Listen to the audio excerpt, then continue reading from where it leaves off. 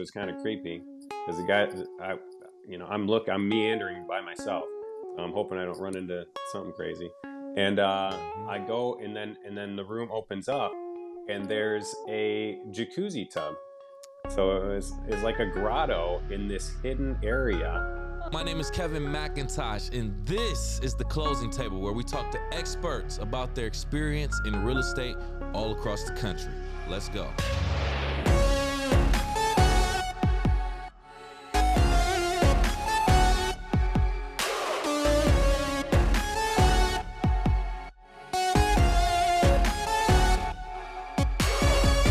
Welcome back to The Closing Table. I'm your host, Kevin C. McIntosh, and joining us on this episode, we have the pleasure of speaking with Dave Gittens. How you doing? Good. Woo-hoo. Doing great, Kevin. Thanks for having me. Thank you so much. I appreciate your patience. Thank you for taking time out to be here on The Closing Table. We appreciate that. So we are here to talk about what you are an expert in, which is real estate, specifically in your market, Dave. But before we do that, let's lighten things up. I have something called word association. It's a quick icebreaker. I'm going to throw some words out there. I want you to tell me the first thing that comes to mind. Are you ready? Yep. All right, let's do this. First one, homeowner. Homeowner, somebody that owns a residential property. Crystal clear. Landlord. Landlord, a person that owns a property that they rent out. Airbnb. Airbnb, a short-term rental. First thing that popped in my mind was Florida. Interesting. Underwriting. Underwriting is the process to which either the title company or the lender has to underwrite the loan to make sure that you are qualified to be able to purchase and that there's no issues so that they can clear the closing. That's legit. Last one, purchase agreement. Purchase agreement is a purchase sale agreement between two parties that states what they are agreeing to. Yeah, legit. Well, thank you for loosening up with us. A little bit of a linguistic game for us right there. So now we switch into getting into who you are, Dave. If you can, take some time out, 60 seconds or less. Tell us, who is Dave outside of real estate? Okay, so Dave Gittens, outside of real estate, I like to have fun. I love to laugh. I've got a beautiful wife and two kids that I love spending time with. I mean, I do this to be able to provide a life that we can enjoy. Love going on vacations. I love golf. Really, any athletic sport I like. I play in a couple leagues. I do a top golf league in the wintertime. I do a dodgeball league.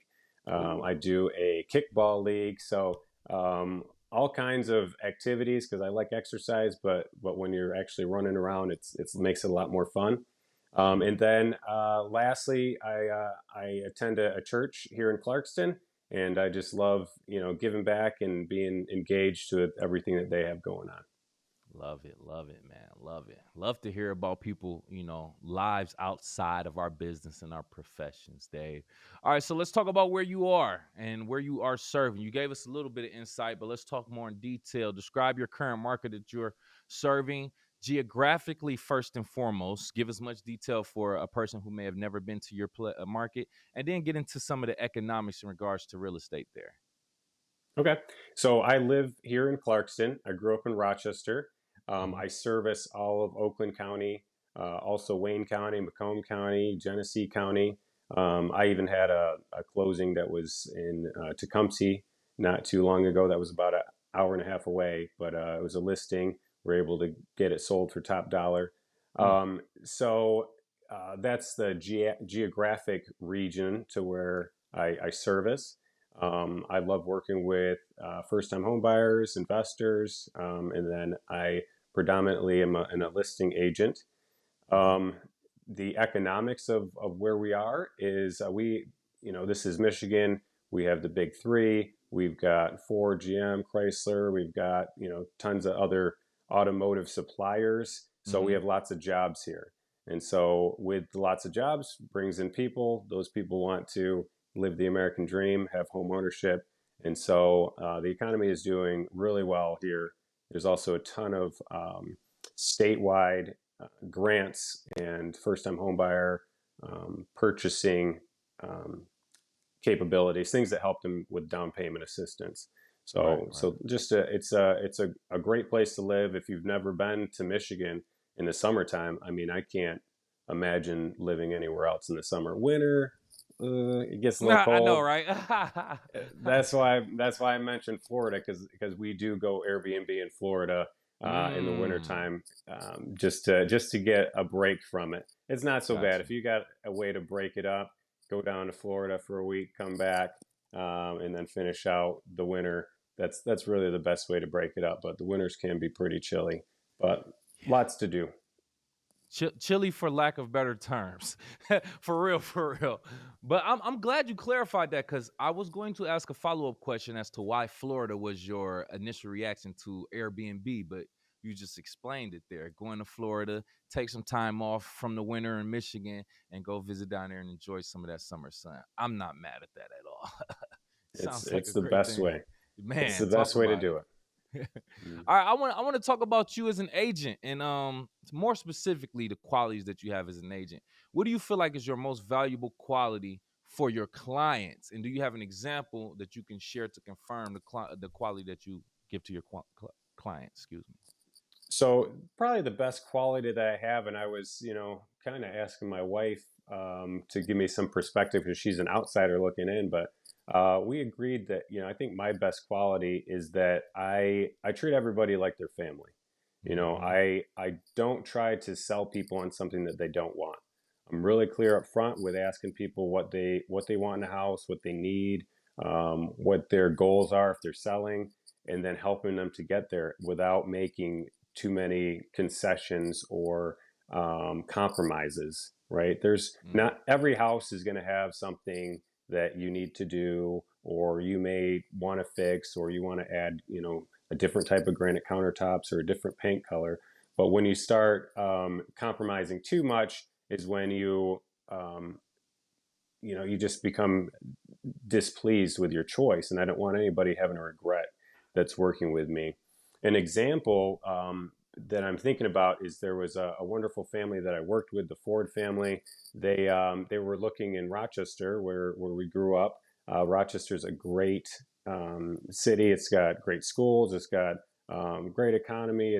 They have tons of parks and everything. It's where I grew up, and it's a great place to raise a family. Mhm. So when they told me that they want to be in Rochester, and if anybody who's been alive in the last 2 years knows that it's been a really tough market for buyers, right? If you don't have cash to go above asking price for an appraisal guarantee, it's been a challenge. And even if you have that, there was some times when we were getting beat out directly with cash offers higher than what we could offer. Yeah. And so what ended up happening was made a couple offers on some houses that they were maybe a little bit smaller than they wanted, and then we came to a point where they had missed out on a few houses, and they started looking at a different city. And I had to kind of bring them back. Like, I know that you really want a house. I know that you're tired of maybe your living situation, Mhm. but I have to bring you back to, you guys said that you want to specifically be in Rochester. So it would have been real easy for me to say, hey, let's just close the deal. I get a commission check, but I really wanted them to stay focused on their goal. And so we were able to get Mm. them an amazing house. It was a competitive situation, had multiple offers. We ended up winning that offer situation, and now they live in a subdivision, which is next to other friends of ours, right in the area that they want to be, with great elementary school. So, Nice. just being an advocate for the client and putting myself second to them. I love that, man. I love that. I do have to backtrack, however, because you Oh, just okay. casually mentioned the fact that you helped the Ford family. Are we talking about Mustang Expedition Ford family, or they just last name was Ford? No, no, there's a lot of Ford families, Oh, but okay. no, I'm not making sure, like, yo, that's kind of huge, dude. Like, right, right. So yeah, I didn't even think okay, about that when I said that, but no, just another family with the names Ford. They are great okay, people. Yeah. okay. All right. Shout out to the Ford family working with Dave to get your home, and I like that too, man, because that speaks a lot about you. You know, the fact that we are in a tough market for buyers. And I heard you earlier mention the fact that you're more of a listing agent too. And I want to talk about that a little bit. But it's a hard time for buyers. They're having multiple offers, especially if you're purchasing a home for the first time. You really don't have too much leverage, or you don't think you have a lot of leverage to go against offers with cash buys or other people who are more experienced. So to have an agent to be more focused on your goals that you want to reach more than you are at times, I think that comes in handy, man. So that's a beautiful trait and characteristic and quality, if you ask me, like, because they wouldn't have had their dream home in their dream city if it wasn't for you, right? So I got to give you a That's lot true. more kudos for that. Yeah, thank I you. mean, besides that, I don't think that example would apply to this. But do you have any examples or any stories where you may have helped a client get pre-approved for a loan? And I say that because in most cases, from what I've heard, you can reach out to an agent first, but a lot of agents, like when you go to a lender first, find out what you're qualified for, then you go to the agent and you find a home. But have you had a situation where someone came to you first before they were pre-qualified, before they knew what they wanted, before they were pre-approved, and then you helped them get pre-approved first? Yeah, absolutely. So that's almost always the case for me. So Mm. my business is almost is I don't know the calculation, but it's probably around 90% referral based business. So typically somebody's either interested in selling or buying. They reach out directly, or I get their number from somebody that they want to refer, and I call Mm-hmm. them. And obviously the first process in the home buying process is getting pre-approved, right? Correct. You don't want to go looking at houses. And here's the reason why you don't want to just go looking at houses without a pre-approval. Housing inventory is moving so quickly that if you see something that you love and you don't have a pre-approval, you're not ready to pull the trigger, you're going to miss out on that. Mm-hmm. And it's hard for people to grasp that, because they might want to do window shopping, or get a feel for what it might be to be a homeowner. But if that's really the first step, and you have this pre-approval for 90 days, it doesn't damage your credit or anything, so it's really worth it. But to answer your question, we what we do now is we do a buyer's consultation. So we sit down, we discuss what the whole buying process is, and that you're going to first off get pre-approved, and we give a recommendation of some lenders. I personally like working with brokers. The reason for that is if Mm. we're looking at houses on the weekends, Saturday, Sunday, and we find a house that you love and you need to adjust your pre-approval, then they can do that, right? Whereas a bank, they may be closed on the weekends, right? Not all banks are that way, but I, Right. I prefer working with brokers. So I give them options of who they can use, and then getting pre-approved is first. I actually, when I was first in the business, I would just go show anybody houses, but now I tell them the importance of being pre-approved because of what I mentioned. You don't want to miss out on this house. You don't want to find the house that you love, that you absolutely love. It checks all the boxes, and then you're not ready, and somebody else Yeah. gets it. Man, talk about it. I mean, that would be painful, especially if you already have a family. You're trying to time it to where you get into home before a child is a certain age, before they get into school, and then all of a sudden you can't, because of some things that you actually can't control. But a lot of people just don't necessarily think of it like that. So, Right.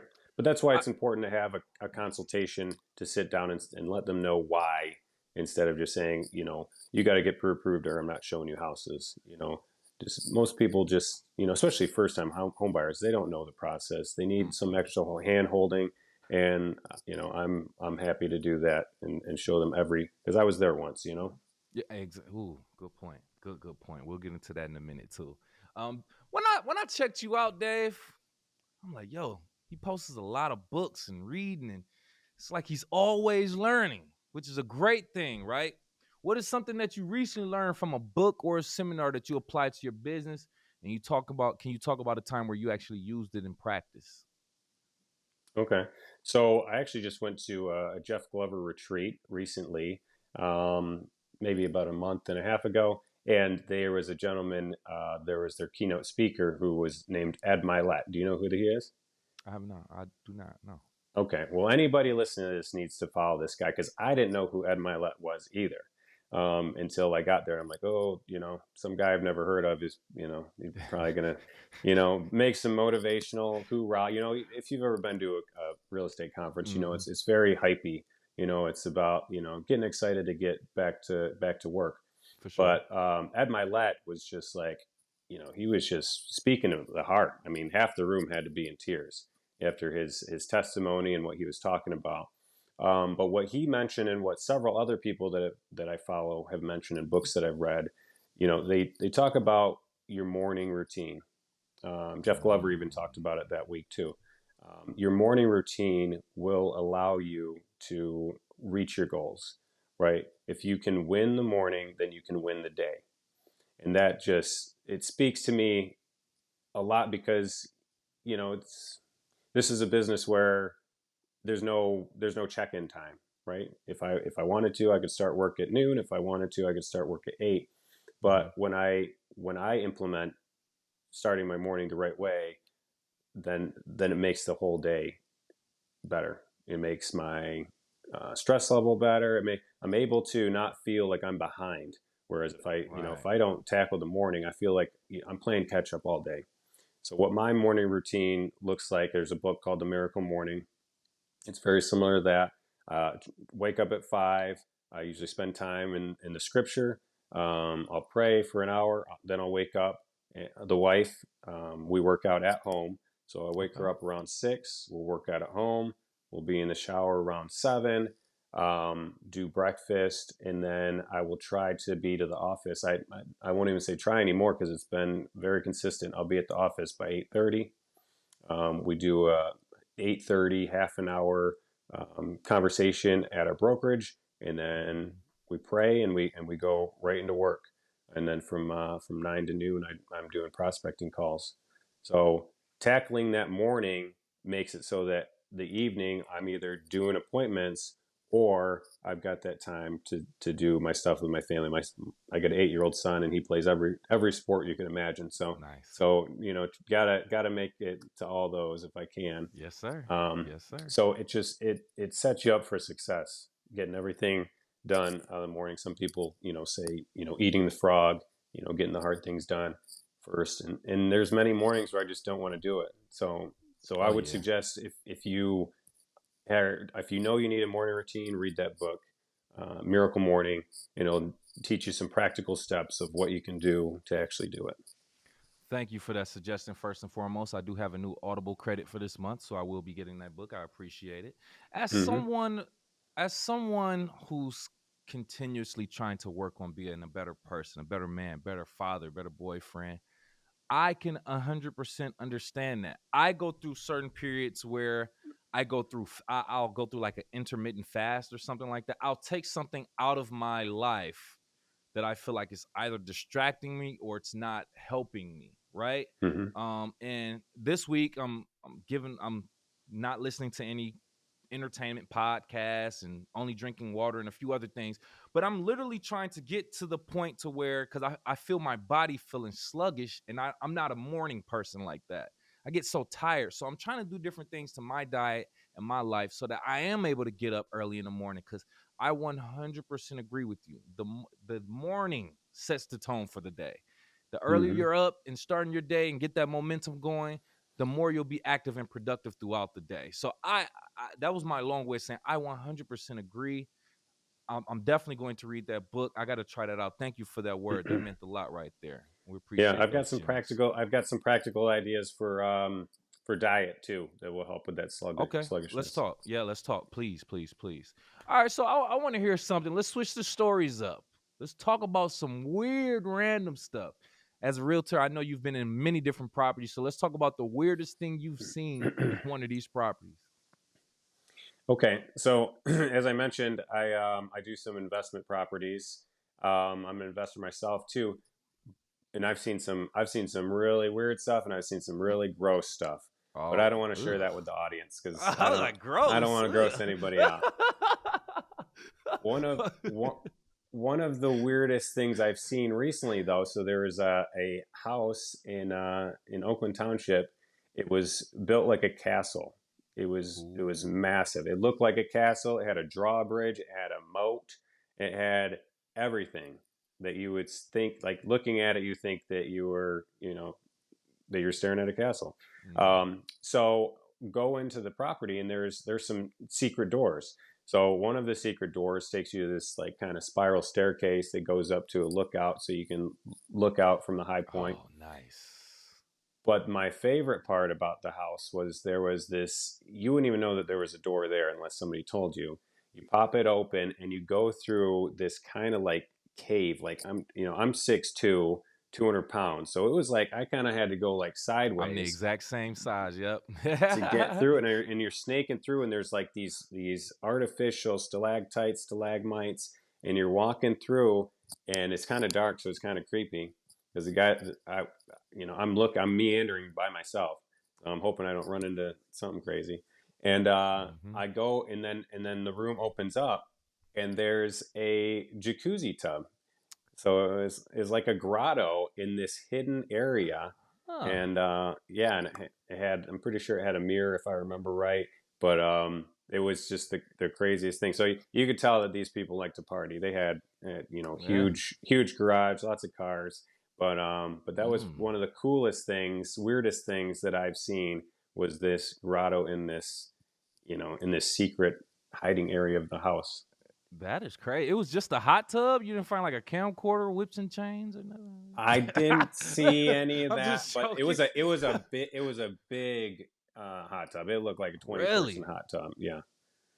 I wonder why they had to hide that. That's well, anyway, that is weird. That is ultimately weird, but I like those secret compartment houses, room type things. I always wanted one of those in my house.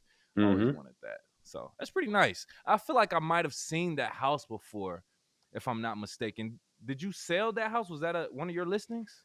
No, so I had a buyer that was interested, and I think it might still even be on the market, but it's because of the way that it was built, it needs special attention, I and bet. my client just wasn't willing to do that. But it's a incredible house. Nice. Okay, cool, cool. How about helping clients move from one state to another state? You know, helping clients remotely. I know it's a challenge. So, but I know you've actually done it and you've done it successfully. So, can you talk about a time when you helped a client move from out of state to the state that you actually service and the challenges that came along with that? Yeah, so I've done it a number of times. Actually, just last week I had a closing. Somebody was another referral from a close friend. Their mother was moving from Oregon to here, and so one of the obvious challenges is they're not here. So you have to Hmm. be their eyes and their ears. You have to develop trust with them, and that goes back to the putting their needs before my own, right? Because if I, you know, was to be like, oh yeah, this is a great house. Let's just sign here. Let's close the deal. It's just not going to go over well. And I want to continue to be a referral based business. So Correct. in order to do that, I have to make my clients happy. So that was a challenge. Another challenge was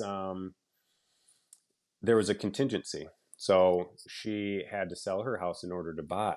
Yeah. So, Oh and man. again, this buyer's market, or the seller's market has created a very tough market for anybody with a contingency, anybody who has something to sell. So what we were able to do is we looked at a few houses that were on the market for a little bit. One of them she was going to make an offer on, but it didn't seem like the greatest match. It was a 2 bedroom, no basement. Um, Mm, and I'm like, really, if you're going to go for that one, there's this other one. We might be able to, get a better deal on the price. And so we were actually able to get $15,000 off the asking price and close it very quickly. And so everybody's happy. She was ecstatic at the closing table, and so it's even closer because she wanted to be near the referral, and it's even closer than the other house okay. was. So it ended up being a win-win, right? You just have to communicate well. You have to develop that trust up front. I used video, right? So whether you have Zoom or any other type of recording device, you could do that. What she wasn't as tech savvy as everybody else. So what I ended up doing is with my iPhone, if you do a video for under 1 minute, it makes it pretty easy to share. So I do 50 seconds of maybe the front, and then the inside, and then the basement, and just center those videos. And she felt confident in making an offer, and we got the deal closed. That's crazy, man. I could obviously I'm not in that position. I couldn't handle anything like that. But the fact that you got the house for $15,000 under asking in a seller's market, can we give this man a round of applause? Like that must have been a very desperate seller. Like how? Like there had to been like some other type of contingencies or some type of inspection wave or appraisal wave. None of that happened during that. Like just No, 15,000 below ask. That's wild. yeah. That's wild. So it's just one of those things, and I'm a man of faith, and sometimes I just truly believe Ooh, God is in our corner. good point. Whenever we're working with Him. He's in control. Love that. Love that. Love that. Has there been a time by any chance when the closing date had to get pushed back? Now, initially, I was going to ask if there was something that maybe you were at fault doing, or maybe your client were at fault doing that it got pushed back. But let's just widen it open. Any reason you were in a transaction and the closing date was set, but then it had to get pushed back? Why did it get pushed back, and how were you handling that? How did you handle it? Okay, so I mean, it's not super common, but it does happen. Right. Closings have to be pushed back for all kinds of reasons: title issues, lender needs some things from a buyer, and it's just not happening. But one that I can think about right now is there was a house that was a flip, and at first the buyer was trying to get this first time home buyer credit. And so it was a $25,000 down payment assistance, which is incredible. I think it's called a National Faith Lending something, um, kind of similar to Mishta, but it was huge. Well, whenever you have these third parties, it can kind of drag on the closing. So a typical closing will take 30 days. It might take 40 days or longer. So we got through that. We had to extend. And then when we went to sell, the seller had included a side lot on the house. The side lot had title issues because it was purchased at an auction, and it Mm. had to be Hmm. reviewed. A FOIA, which is a Freedom of Information Act document, had to be reviewed by a title company, and so that just delayed things even further. So we were able to get it closed. It took a while longer, but um, it was a learning experience. Definitely, if we ever do another deal where we add a lot Mm-hmm. to the sale, then we're going to do pre-title or something just to make sure that we don't run into that. Yep. So glad you clarified that, because I was going to ask, what would you do different? How would you handle that situation different so that that wouldn't happen? And you just clarify. Yeah, that's what just listening to that. That's what I would thought. I like, couldn't you have done the title search a little bit earlier on to kind of prevented that? But Yeah. you made that clear. I want to talk about briefly. You said you're majority listing agent. Obviously, you have some buyers, but majority listing. Is this by design? Is it on purpose? Or is this kind of like how it happens with your referrals? That's a great question. So, I started selling real estate in 2017, and obviously, when you're new, people may not trust you as a brand new listing agent. So I was very buyer heavy.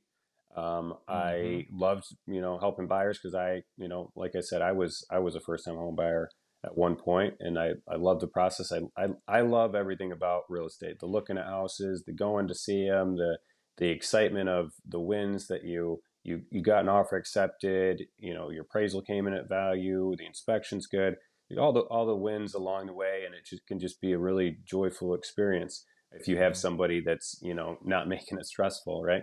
Um, so that's kind of how it started, was working with buyers, and then slowly as you transition, you start to build a career and you start to build a rapport with people in the community.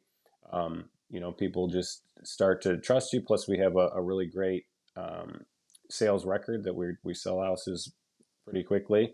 Okay. We have, just like we have a buyer's process, we have a seller's process of what exactly we're going to do from the professional pictures to when we're going to list it to if we're going to do coming soons, open houses, all these things are what help us to get houses sold, and it's we're able to show our marketing plan, and then just just building a name for yourself, being out, being engaged in the community, and getting those referrals is what has helped me to become more of a listing agent. Obviously, with listings, you can control your time a little bit more. Mm-hmm. With buyers, you're kind of Hmm. at the mercy of their schedule, right? Whereas sellers, That's a you good go to the point. house, and then you do the marketing and stuff behind the scenes, but you get the house sold. A lot of the communication can be done via email or phone call. So um, helps to have a life by design of, like I said, going to my kids' games and swim meets and stuff Mm-hmm. like that. Mm-hmm. That's a great point. I didn't think of it like that. I guess it would be a lot more active work on the buyer side. I mean, it'll be active work on both ends, but the way you just put it, I completely understand. I didn't even think of it from that perspective, and I could also see, man, you really just opened my eyes to a few different things because I start to discover like the life cycle of a real estate agent in some type of ways. And we discovered like the first 3 years is when you're building your leads and your clientele. Like 3 to 5 is when, you get a little bit familiar, but, you're still working out the ins and outs. And by the time you get to 7 to 10 years, you're pretty much working. You probably worked out a lot of kinks, experienced a lot of different things. And then that's when some of your earlier clients do referrals, or when you help them buy, you help them sell now. And I can see that Hmm. if you did a great job helping your buyers purchase a home earlier, you continue to do your job successfully. You're still a real estate agent a couple years from now. Then they want to actually sell their home, and they go back to the same person that sold it to them. So now that you say that, I'm thinking out loud like, oh wow, yeah, that really makes sense. So I can see that now. Thank you for the Yeah, clarification. full circle. Yeah. Yeah. Yep. Exactly. Exactly. I got a quote for you from this is Ed Millett, right? Did I say his name right? Ed Milet, he's the one that Milet. that Yep. spoke at the Glover retreat. Yeah. Correct. Correct. Yep. And I'm glad you said. My first time hearing about him was when I was looking you up. But he says something. Quote: "In life, you are most qualified to help the people you used to be." End quote. I love that. By the way, I love that. It essentially says teach what was taught. But Hmm. speak on a time when you had a client who was or were in your position that you were once in to obtain a home, and how you actually helped them get their home, and how common ground helped build that relationship. Okay. Yeah, I think that quote can really relate to more than just real estate too. Even when I shared it, is say you used to one day be um, addicted to smoking cigarettes, so and you got away from that. You used to be um, have an addiction, and then you were able to overcome that. You used to be have financial issues, and you were able to overcome that. So those are Mm-hmm. all things that kind of were just like going through my mind as he said that. And I was like, that was like one of the best quotes I've ever heard. You're the most qualified to help somebody that you once were. And so I once was a first time home buyer. And when I wanted to buy a house, I wasn't ready. I went to the bank. I said, "Hey, I'm ready to buy a house." And they're like, "Well, you got some work to do, my man. Your credit's not where it needs to be. You got some little credit card. I had a bunch of. I didn't have a ton of debt, but I had like the charge cards, like Kohl's and Old Navy or whatever, like $1,000 limit cards. Just it was just spread out. And Mm-hmm. so through that process, I was able to learn that if I consolidated some of that and I got it paid off quickly and used the Dave Ramsey snowball method to kind of get those things adjusted, I was able to in a very short period of time get into home ownership. And so one of the families that kind of comes to mind, they weren't necessarily in the same situation, but they were looking for their first home. They didn't know where to start. Um, they kind of knew that they wanted a little bit of land, but they were very broad, right? They were very broad. So part of part of my job is to bring you back into what exactly do you want a house? Because people would say, yeah, I want a house in Michigan. Well, Michigan is huge, right? You can't just say Michigan, or I want a Right. house in Oakland County. Well, Oakland County is huge. Like Yeah. where do you want to be? What do you want in a house? So helping to bring them back in and focus. And this is one thing that where I was in the beginning is I wanted to buy a house in Clarkston, but I was willing to buy a house in Commerce Township. But as I evaluate it, if I would have asked myself, what's the most important thing and at that time it was commute, because I had a very young son. He was staying at home, and I needed to be by I-75. Hmm. And I-75 goes straight through Clarkston. So if my realtor at the time would have said, hey, what's the most important things to you? It would have been discovered that it was going to be Clarkston or Grand Blanc or something like that. Whereas Commerce is not the easiest commute to get to where I needed to be at that time. Mm. So just helping my clients to really asking them questions to help them verbalize what they actually want is how I've had a lot of success with people getting what, not only just getting a house, but getting what they want in a house. Right? It's Yeah. one thing to get a house, but getting what you actually want and you're going to be happy with, that's a big part of it. Yeah. Yeah. You shared a few different examples of you. I don't even want to say going above and beyond because it seems like it's just the job of the real estate agent. But the way you describe it, man, it seems like you go above and beyond. You're very passionate about making sure they get exactly what they want, and making sure Mm-hmm. that they don't quit or stray away from that, unless it probably causes for it, but in a rare situation. But nonetheless, like you are there to not only get them what they want, but find out exactly what they want. Like you said, what's more important to you? I feel like that's a great key question in the whole breakdown. So in the consultation, at least. So Mm-hmm. yeah, yeah, I respect that. I like to hear that. I had this question for you, but I want to switch it up. So I Okay, got a curveball for you, Dave. I'm ready. With the years that you've spent as a real estate agent professional now, top producing, I might add, what are some things that you've learned about yourself, the industry, and the importance of serving others? Ooh, so curveball. Some things that I've learned about myself is that um, I'm pretty resilient. I've always known in my working career that I could usually outwork anybody, and that's kind of been my, I don't know. It's kind of always worked for me. Just my tenacity, my ability to just put my head down and muscle through it and just outwork. And I've always loved healthy competition. If I lose, I'm fine with that. But I want to do my best. And so I carried that into real estate. And it's really, helped me to push beyond what I thought were my capabilities, right? Because honestly, when I got in this business, I just wanted to replace my income. I wanted to replace Mm, my income so I didn't have to yeah. work a 9 to 5 job. And I Yeah. very quickly met that goal.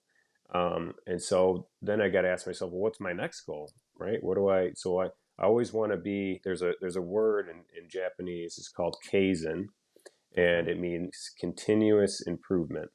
And so Mm, I read that in a Tony Robbins book before I got into real estate, and it's always kind of stuck with me. Like I always want to continue to improve. How can I make my customer service better? How can I be smarter with my time so I'm not, getting burnt out? How can I, leverage things, systems, so that I can, create a business, not just, me being the only person working. So I just always internalize these things, but when the rubber meets the road, when it comes down to it, I just push.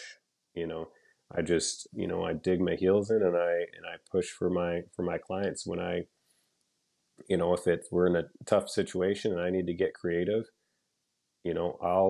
I'll make phone calls to houses that aren't for sale, right? So we all mm-hmm. have access to houses that are for sale. But if you tell me where you want to be in a certain neighborhood, well, I'll talk to every neighbor in that neighborhood, and find out if they're ready to sell, or maybe they want their neighbor to move, right?